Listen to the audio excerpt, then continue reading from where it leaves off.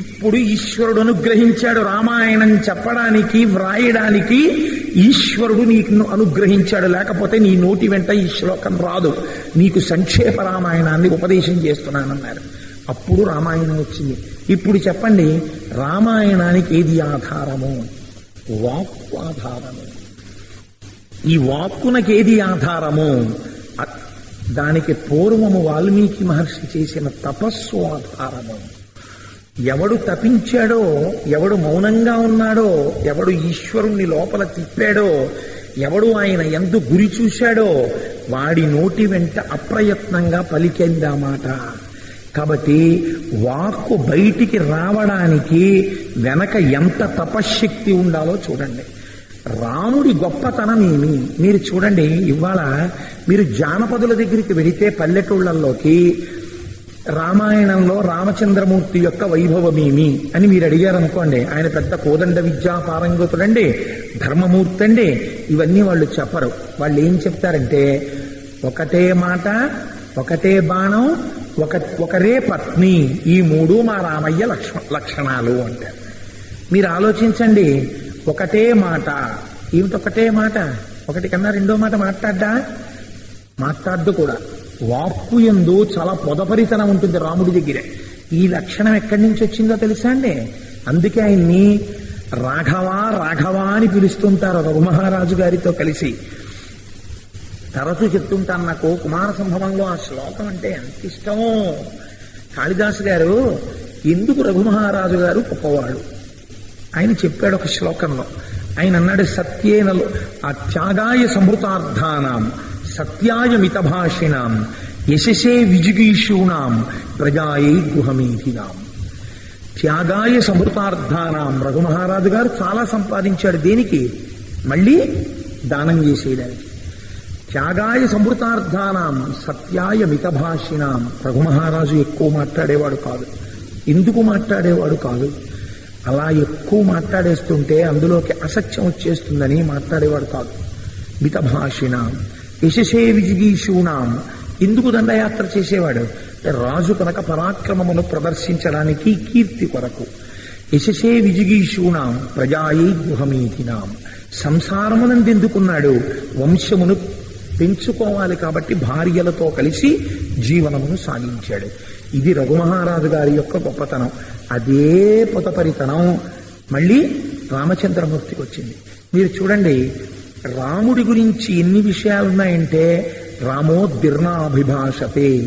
అమ్మా, రాముడికి రెండు మాటలు తెలియవు. ఇది రాముడి యొక్క స్థితి. ఎప్పుడు ఈ ప్రశ్న వచ్చింది? కైకమ్మ దగ్గరికి వెళ్ళి, అమ్మ నేను వెళ్ళిపోతానమ్మా అరణ్యవాసానికి, నాన్నగారు ఎందుకమ్మా నాతో మాట్లాడటం లేదన్నాడు. నువ్వు నాకు ఆయన ఇచ్చిన వరాల్ని నిలబెట్టవోనని మీ నాన్న బెంగబెట్టుకుని ఉన్నాడు. తనిచ్చిన మాట నిజమవ్వాలంటే నువ్వు వెళ్ళిపోవాలి. నువ్వు అరణ్యానికి వెళ్ళిపోతే తప్ప స్నానం చెయ్యట, ముద్ద ముట్టట. అందుకుని అలా కూర్చున్నాడు మీ నాన్న. అంది అబద్ధం. ఆయన అందుకు కాదు ఏడుస్తున్నది, రాముడు వెళ్ళిపోతున్నాడని ఏడుస్తున్నాడు. అప్పుడు రాముడు అన్నాడు, అమ్మా నేను ఇతపూర్వమే చెప్పాను వెళ్ళిపోతానని. వరం ఎందుకమ్మా దీనికి?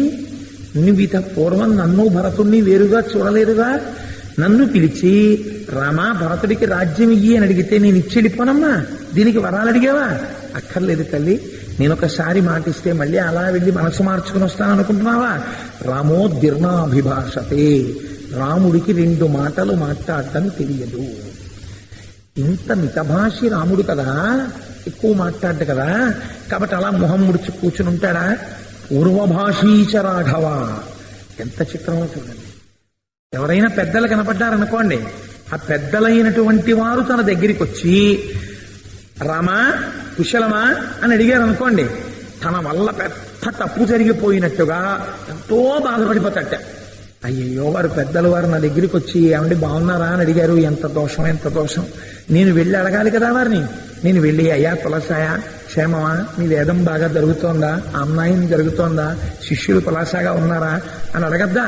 నేను అడగలేదు అని తనే ముందు పలకరిస్తాట. పూర్వభాషీచ రాఘవ. ఎంత గొప్ప సంప్రదాయం అండి రామచంద్రమూర్తిది. అలాగని ఎక్కడైనా సత్యం తప్పుతాడని మీరు అనుకుంటున్నారేమో. ఆయన మాట గొప్పతనం ఏమిటో తెలుసా? ఆయన గురించి అడిగిన 16 గుణాల్లో ఇదొక గుణం. ఏమా గుణం అంటే అసలు రాముడి గుణమే సత్యవాక్కు. కోన్వస్మిన్ సంప్రదంలోకే గుణవాన్ కశ్య వీర్యవాన్ ధర్మజ్ఞశ్చ కృతజ్ఞశ్చ సత్యవాక్యో దృఢవ్రత. ఆయన పరమ సత్యమును మాత్రమే మాట్లాడతాడు. ఎన్నడూ రాముని నోటి వెంట అసత్యము రాదు. ఈ సత్యము చేత రాముడు ఏం గెలిచాడో తెలుసండి? సత్యేన లోకాంజయతి, లోకములన్నింటినీ రాముడు గెలిచాడు. రాముడు మానవుడిగా పుట్టి భగవంతుడి స్థాయికి ఎదగగలిగాడు. అందుకే ఈ సత్యమును ఉపాసన చేసిన వాడు కనుకనే రాముడు ఒక మాట అంటే సత్యమైంది. ఒక పక్షిని పట్టుకుని నువ్వు ఉత్తమ లోకములకు వెళ్ళిపో అన్నాడంతే. ఆయన ఎవరు పంపించడానికి? మనుష్యుడు కాదు. రాముడు అన్నాడంతే, జటాయువు ఊర్ధ్వలోకాలకు వెళ్ళిపోయింది. అది రాముడికున్నటువంటి సత్యశక్తి. అలాగే మీరు రామాయణంలో పాత్రల్ని విశ్లేషణ చేసుకోండి. ప్రతి పాత్రకి కూడా దాని వాక్యే ఆయుధము.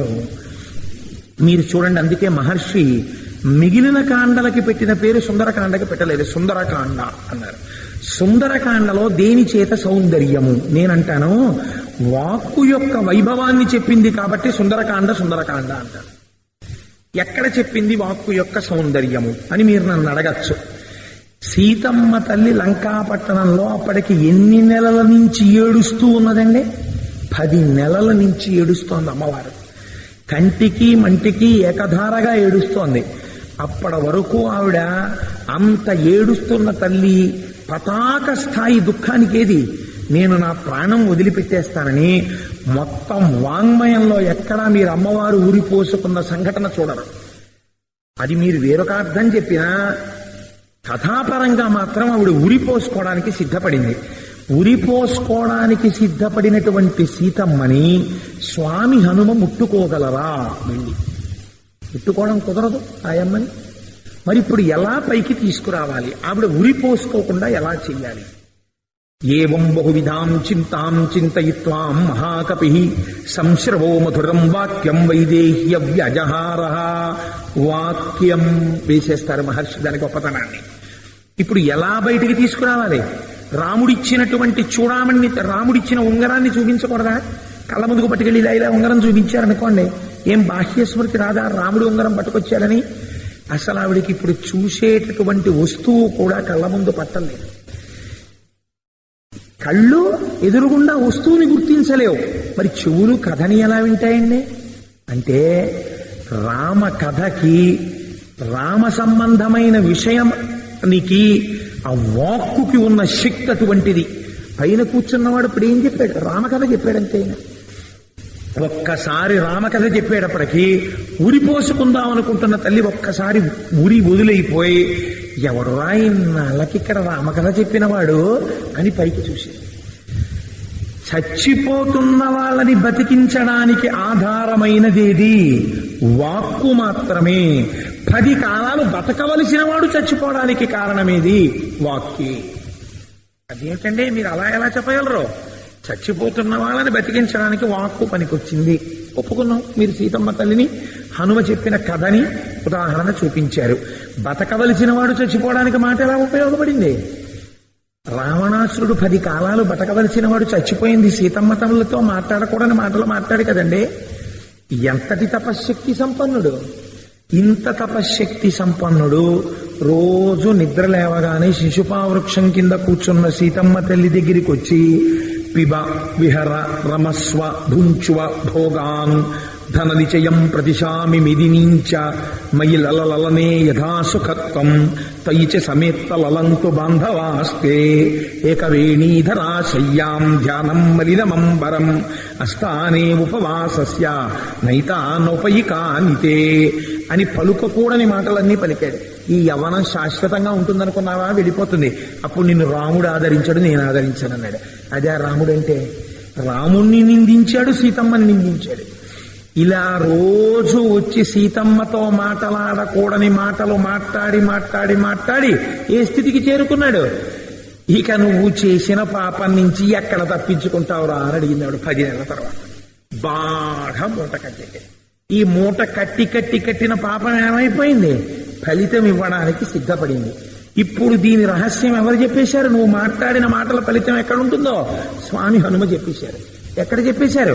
తదేవ ఫలమందేతి ధర్మస్య ధర్మనాశన ప్రాప్తం ధర్మఫలం తావద్భవతా నాత్ర సంశయ. ఇత పూర్వం తపస్సు చేశావు, కాంచలంకాధిపత్యం పొందావు. ఇప్పుడు చెయ్యకూడని మహాపాపం చేశావు, పరదారని తీసుకొచ్చి నీ ఇంట్లో పెట్టావు, మాట్లాడకూడని మాటలు మాట్లాడావు. దీనికి ఏమిటి నీకు శిక్ష? మూలఘాతి, నీ ప్రాణాలు పోతాయి. ఇప్పుడు ఎవరు చెప్పారు ఈ మాట? ఉరే, నువ్వు ఆవిడ్ని తీసుకెళ్లి ఆవిడతో మాట్లాడకూడని మాటలు మాట్లాడితే నువ్వు చచ్చిపోతావు రా అని చెప్పాడు మహానుభావుడు. ఎవడు చెప్పేశాడు ఈ విషయాన్ని? మారీచుడు చెప్పాడు అరణ్యకాండలో. ఎదరెదర రావణాసురుడు దేని వల్ల చచ్చిపోతాడో ఆయన చెప్పాడు. హాయిగా సంతోషంగా నువ్వు భార్యలతో పిల్లలతో సంతోషంగా సుఖంగా గడపరా, ఎందుకురా నువ్వు అనవసరంగా మా కృధా రామ విప్రియం, రామునికి ప్రియము కాని పని చేయవద్దు. సీతమ్మ తల్లిని తీసుకెళ్ళడం మొదటి అప్రియం, ఆవిడతో అలా మాట్లాడడం రెండో అప్రియం. అందుచేత నువ్వు ఈ చేసినటువంటి పనుల వలన నశించిపోతావు. చాలా మంది అనుకుంటారు సీతమ్మ తల్లి సుందరకాండలో దేని వల్ల ఊరడిల్లినది అని నేను అడిగాను అనుకోండి.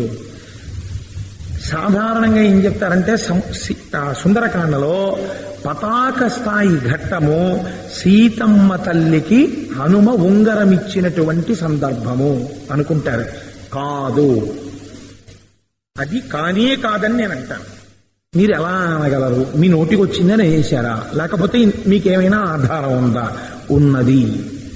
సుందరకాండలో మీరా సీతమ్మ తల్లి దుఃఖాన్ని పోగొట్టిన వాళ్ళు మా స్వామి హనుమ పోగొట్టారు. ఆయన ఏం చెప్పారో తెలుసా అండి? ఉంగరం ఇస్తే దుఃఖం పోయిందని ఆయన చెప్పలేదు. ఆయన ఏం చెప్పారు? సుందరకాండ చిట్ట చివరిలో చెప్పారు, తతోమయా వగ్విదధీన భాషిత శివాభిరిష్టాభిరభిప్రసాదిత జగామ శాంతిం మమ మైథిలాత్మజ తవాపి శోకేన తదాభిపీడిత అని చెప్పారు. సుందరకాండలో హనుమ చెప్పింది ప్రమాణమా, నీ చెప్పింది ప్రమాణమా? హనుమ చెప్పింది ప్రమాణం. సుందరకాండలో సీతమ్మ ఊరట పొందినది ఎవరితో చెప్తున్నారు ఈ విషయం? రామచంద్రమూర్తితో చెప్తున్నారు. అది సత్యము కాని విషయాన్ని రామచంద్రమూర్తి ముందు కూర్చుని నాయందు సీతమ్మ ఎట్లున్నది అని అడిగితే కొన్ని కోట్ల వానరములు చెప్పలేని మాట స్వామి హనుమ ఒక్కరు వచ్చి చెప్పేటప్పుడు ఎంత జాగ్రత్తగా చెప్పాలి. ఇప్పుడు ఆవిడున్న స్థితి ఏమిటో, ఆవిడ చాలా ఆనందముగా ఉన్నది అన్నారు అనుకోండి, అంటే నేను పక్కన లేకపోయినా ఆనందంగా ఉంది, ఇంక నేను వెళ్ళడం ఎందుకంటాడు ఆయన. కాబట్టి ఇప్పుడు ఎంత జాగ్రత్తగా చెప్పాలి, ఎంత జాగ్రత్తగా మాట్లాడారో చూడండి హనుమ. తతోమయా వగ్భిదీన భాషిత. సీతమ్మ సుందరకాండలో దేని వల్ల ఊరడిల్లినది? రామా, నీ ఉంగరము వలన కాదు. నేను నీ క్షేమ వార్త నా వాక్కుగా ఆవిడికి చెప్పాను, నా నోటి మాటగా. తతోమయా వగ్భిదీన భాషిత శివాభిరిష్టాభిరభిప్రసాదిత. నీ క్షేమము ఆవిడికి మంగళకరము, నువ్వు క్షేమంగా ఉన్నావు. నీ ఉంగరం పట్టుకెళ్ళి ఇచ్చేస్తే సరిపోయిందా? నువ్వు క్షేమంగా ఉన్నావు. రెండు, ఆవిడని రక్షించాలన్న పూనికతో ఉన్నావు. ఆయనకి ఆలంబనం దొరికింది సుగ్రీవుడు. అన్ని దిక్కులా వానరములు వెతుకుతున్నారు. యుద్ధ సన్నిగ్ధుడై ఉన్నాడు. రాముడు వచ్చేస్తాడు, రావణ సంహారం జరుగుతుంది. అమ్మా, నువ్వు సీతమ్మ రామచంద్రమూర్తితో కలిసి పట్టాభిషేకాన్ని పొందుతావు. ఇది శివాభిరిష్టాభిరభిప్రసాదిత జగామ శాంతిం మమ మైథిలాత్మజ. హనుమ చెప్తున్నారు, మమ నేనిచ్చానని చెప్పారు. మీరా ప్రమాణం? సుందరకాండలో హనుమ చెప్పిన వాక్క ప్రమాణం, హనుమ చెప్పిన వాక్కు ప్రమాణం. నేను ఏ మాటలు మాట్లాడానో ఆ మాటల వలన సీతమ్మ తల్లి మనస్సు యందు శాంతి కలిగినది. ఇప్పుడు చెప్పండి, 10 నెలలు కంటి నుంచి బాష్పధార ఆగకుండా ఏడ్చినటువంటి సీతమ్మ తల్లి ముఖమునందు మళ్ళీ ఆనందము కలిగేటట్టు చేయగలిగినటువంటి శక్తి ఈ ప్రపంచమునందు దేనికి కలిగినది? వాక్కునకు కలిగినది. ఇది సుందరకాండ తీర్పు. రామాయణంలో వాక్కు గురించి మాట్లాడలేదని మీరు ఎలా చెప్పగలరు? రామాయణం వాక్కు గురించే మాట్లాడింది. కాబట్టి శివాభిరిష్టాభిరభిప్రసాదిత జగామ శాంతిం మమ మైథిలాత్మజ. సీతమ్మ తల్లి నువ్వు తన గురించి దుఃఖిస్తున్నావని దుఃఖిస్తోందంతే తప్ప ఆవిడ ఇవాళ వేరు కారణం చేత ఆమె యందు దుఃఖము లేదు. ఇది నువ్వు నన్ను నమ్మి పంపినందుకు నేను చేసినటువంటి కృత్యము. ఇప్పుడు రాముడు హనుమకి ఇచ్చినటువంటి గొప్ప బహుమానం ఏమిటో తెలుసా అండి? హనుమకి ఏ బహుమానం ఇవ్వాలో వాచికంగా చెప్పింది ఉత్తరకాండలో చెప్పారు. సుందరకాండలో కాని యుద్ధకాండలో కాని లేదు. ఉత్తరకాండలో హనుమ దగ్గరికి హనుమని పిలిచి ఒక మాట అంటారు రామచంద్రమూర్తి. హనుమ నాకెందరో ఉపకారం చేశారు, నేను ప్రత్యుపకారము చేశాను. ఎందుకని? ఉపకారం చేసిన వాడికి ప్రత్యుపకారం చేయడం ఆర్షధర్మం కనుక. కానీ నువ్వు నాకు చేసిన ఉపకారానికి ప్రత్యుపకారము చేయవలెనన్న ఊహ నా యందు రాకుండా నీవు చేసిన ఉపకారము నా యందు జీర్ణమగుగాక. ఇది రామాయణం మొత్తం మీద రాముడు ఒక్క హనుమతో తప్ప వేరొకరి ఎవ్వరితో చెప్పని మాట చెప్పి, సుందరకాండలో సీతమ్మ తల్లి గురించి చెప్పగానే కౌగిలించుకున్నారు. ఈ కౌగిలింత దక్కింది ఒక్క హనుమకి మాత్రమే. రామాయణంలో ఇంకెవ్వరికి దక్కలేదు. మీకు నేను ఒక ఆశ్చర్యకరమైన సంఘటన చెప్తాను. నేను సంపూర్ణ రామాయణం ప్రవచనాలు చేసినటువంటి కొత్తల్లో మనకి శరన్నవరాత్రులు అవి పూజలు చేయిస్తుంటారే ఒక మహానుభావుడు, ఆ సుబ్రహ్మణ్య శర్మ గారు. సుబ్రహ్మణ్య శర్మ గారి బావమరిది ఆ కోనసీమ యందు ఒక పల్లెటూరు, నాకు ఆ పేరు జ్ఞాపకం లేదు, నేను కరెక్ట్గా చెప్తే అమ్మా ఆ కాట్రేణి కోణలో ఉంటాడు ఆయన. చాలా పిల్లవాడు, ఇంకా పెళ్లి కూడా అవ్వలేదు అనుకుంటాను. అతను రామాయణం అంతా విని చాలా సంతోషాన్ని పొంది కోటేశ్వరరావు గారికి నేను ఏమైనా బహుమానం పట్టుకెళ్ళి ఇద్దాం అనుకుంటున్నాను బావా, ఏం పట్టుకెళ్ళాలని అడిగాడు. అడిగితే కోటేశ్వరరావు గారికి బహుమానాలు అవి ఏం తీసుకోర్రా, ఏం పట్టుకెడతా వద్దులే అన్నారు. అలా అంటూనే ఉన్నాను, బట్టలు అవి పుచ్చుకున్నాను అనుకోండి, అది వేరు మాట. కానీ మరి ఏమిస్తామంటే కోటేశ్వరరావు గారు కాదనలేనిది ఒకటి ఇస్తాను అని వాళ్ళ నాన్నగారికి జ్యోతిషం బాగా తెలుసు. ఒక సుముహూర్తం పెట్టించుకుని నేను ఇది అని వెయ్యను, నా కుంచె ఎలా కదిలిపోతే అలా కదిలిపోతుంది, అందులోంచి ఏదొస్తే నేను అది ఫోటో కొట్టించి కోటేశ్వరరావు గారికి బహూకరిస్తాను అని అతను రామాయణం సీడీలు వింటూ కుంచె పట్టుకుని గీయడం మొదలుపెట్టాడు. రామాయణం వింటూ రోజు గీయగా అది చిట్ట చివరికి దేని కింద మారిందో తెలుసా అండి? అది హనుమని కౌగిలించుకున్న రామచంద్రమూర్తి. ఇద్దరి ముఖాలు కనపడుతున్నటువంటి పెద్ద ఆలింగన సన్నివేశం వచ్చింది ఫోటో కింద. వస్తే నేను అది పూర్తయిన కొత్తల్లో అనుకోకుండా నేను కాట్రేణి కోణవతల ఏదో ఇంకొక ఊర్లో ఉపన్యాసానికి వెళ్ళాను. ఇలా మా కామరాజు గారు వాళ్ళు నాతోనే ఉన్నారు. నేను తిరిగి వచ్చేస్తుంటే ఒక్కసారి మా ఇంట్లో ఆగండి అన్నారు. అబ్బో ఎందుకంటే ఆలస్యం అయిపోతుంది, మేము వెళ్ళిపోతా ఉన్నాను అంటే, కాదు మీరు ఒక్కసారి రావాలన్నారు. వెళ్ళాను. వెళితే ఆ పిల్లవాడు చూపించినటువంటిది చూసి నేను తెల్లబోయాను నిజంగా. రామచంద్ర ప్రభు అది నాకు బహూకరించాలనుకుని ఉంటారు, అందుకే రామాయణం వింటూ గీస్తే ఇది వచ్చింది అని ఆ రోజు అనుకున్నాను. చిత్రం ఏమిటో తెలుసా అండి?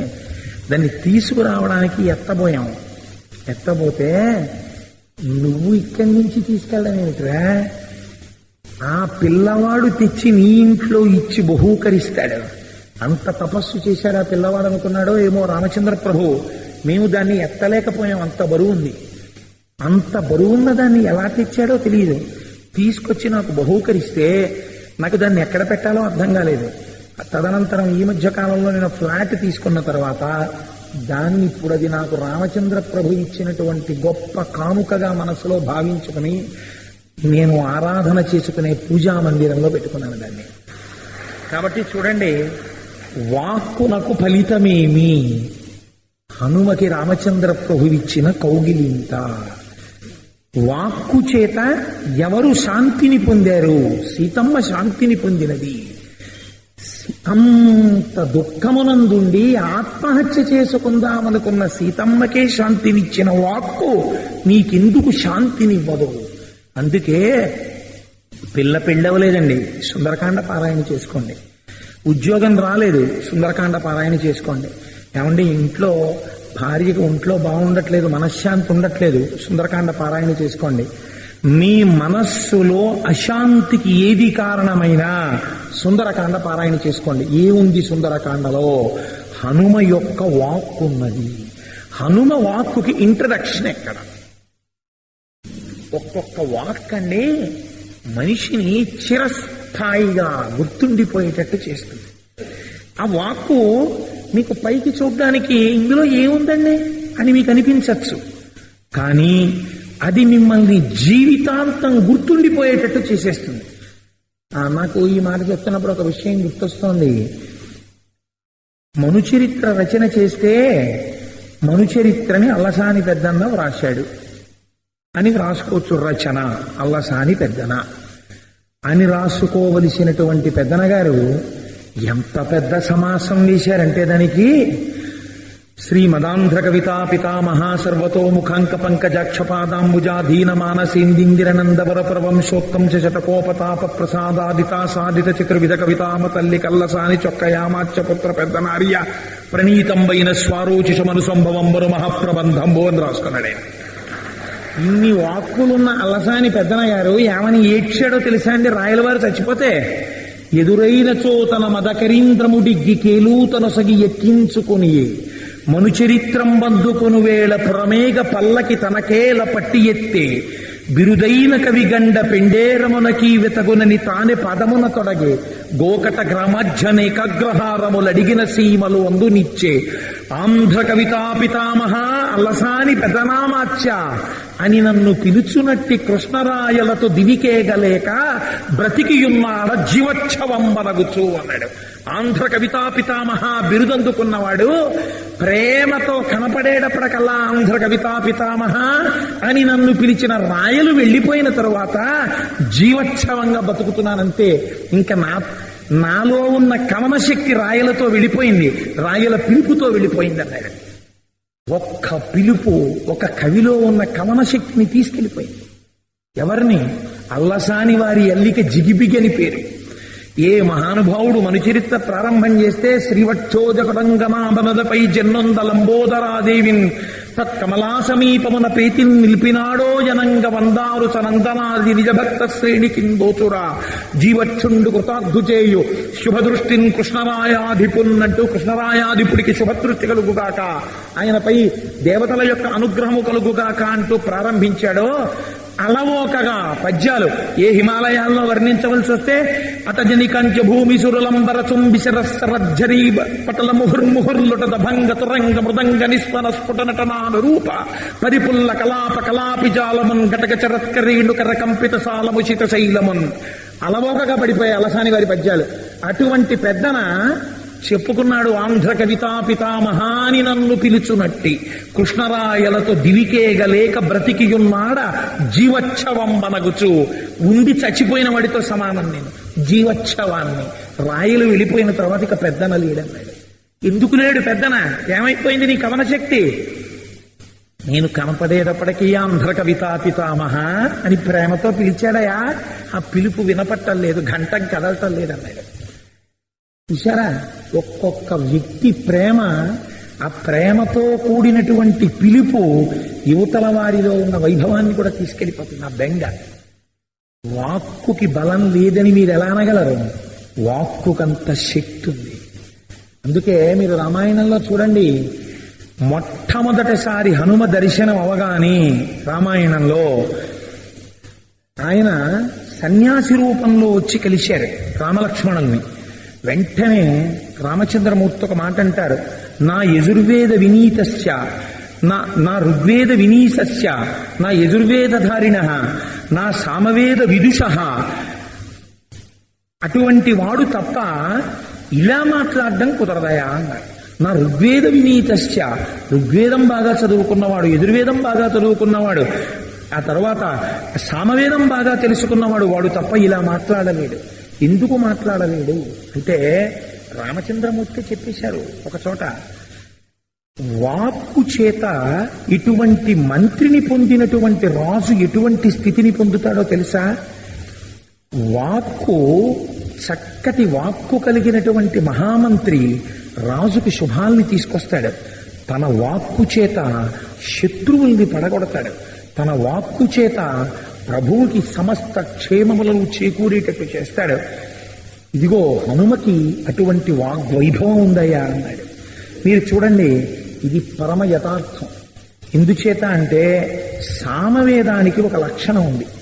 నేను ఇవాళ ఆ శ్లోకాన్నంతటిని గురించి నేను వ్యాఖ్యానం చేయలేను, కానీ సామము అన్న మాటకు అర్థం ఏమిటో తెలుసా అండి? సామ అంటే మనశ్శాంతినిచ్చున్నది. మీరు సామవేదం వింటున్నారనుకోండి, మనస్సుకు ఆనందం కలుగుతుంది. అందుకే సంగీతమపి సాహిత్యం సరస్వతశ్చాస్తనద్వయం ఏకమాపాత మధురం అన్యత్ ఆలోచనామృతం. సంగీతం మీకు అందులో గమకాలు తెలియకపోయినా, రాగతాల జ్ఞానము లేకపోయినా, ఆ కీర్తనలు వింటుంటే మీ మనస్సు ఆనందంతో పొంగిపోతుంది. ఎందుకు పొంగిపోతుందో తెలుసా అండి? సంగీతం సామవేదంలోంచి వచ్చింది.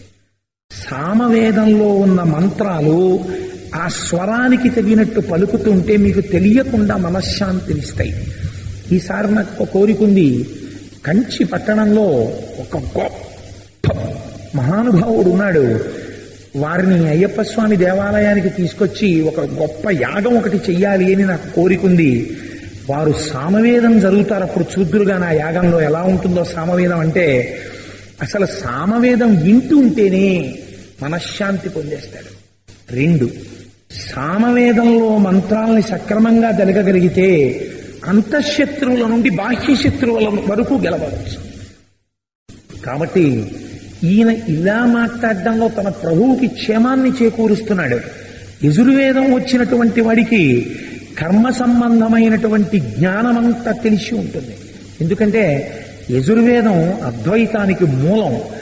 అందులో రుద్రాధ్యాయం ఉందండి. రుద్రాధ్యాయంలో ఏముంది? అంతటా బ్రహ్మమే, అంతటా బ్రహ్మమే, అంతటా బ్రహ్మమే. నమచ్చోరాయ చ శిష్యాయ చ పేన్యాయ చ శిఖత్యాయ చ ప్రవాహ్యాయ చ, అన్నీ బ్రహ్మము బ్రహ్మము బ్రహ్మము. దొంగ దుంగ వడ్రంగి, మిరుపు, నీరు, కొమ్మ, ఆకుపచ్చతనం అన్నీ బ్రహ్మమే. బ్రహ్మము కానిది లేదు, బ్రహ్మము కానిది లేదంటుంది రుద్రాధ్యాయం. అది యజుర్వేదంలో ఉంది. అందుకే హనుమ రాముడి గొప్పతనమేమి అని అడిగింది సీతమ్మ. అంటే మొట్టమొదట చెప్పిన మాట ఏమిటో తెలుసా అండి? రాముడి గొప్పతనం ఏమిటో తెలుసా అమ్మా? రాముడు యజుర్వేద వినీతశ్చ. రాముడికి యజుర్వేదం బాగా తెలుసు. అంటే అంతటా బ్రహ్మమును చూడగలిగినటువంటి వాడు రామచంద్రమూర్తి. తేజసాదిత్య సంకాశ క్షమయా పృథివీ సమః బృహస్పతి సమో బుద్ధ్యా యశసా వసవో సమః అని చెప్తూ ఆయన యజుర్వేదం బాగా తెలుసున్నవాడమ్మా అంటారు. అంటే మిగిలిన వేదాలు తెలియవా రాముడికి? యజుర్వేదం బాగా తెలుసమ్మా అనడంలో అంతటా బ్రహ్మమును చూడగలిగిన బ్రహ్మజ్ఞాని. అక్కడే సర్వభూత హితే రతః, అన్ని భూతముల యందు హితమును చూడగలిగిన లక్షణం ఇందులో చర్చితే రాముడికి అని చెప్పారు ఆయన. ఇది హనుమ యొక్క ప్రజ్ఞ అంటే. కాబట్టి ఈ హనుమని చూడగానే రామచంద్రమూర్తి ఈ మాటలు చెప్పారు. మాట్లాడడమునందు చాలా గొప్పవాడు. 2 బిరుదులు ఇచ్చారండి హనుమకి.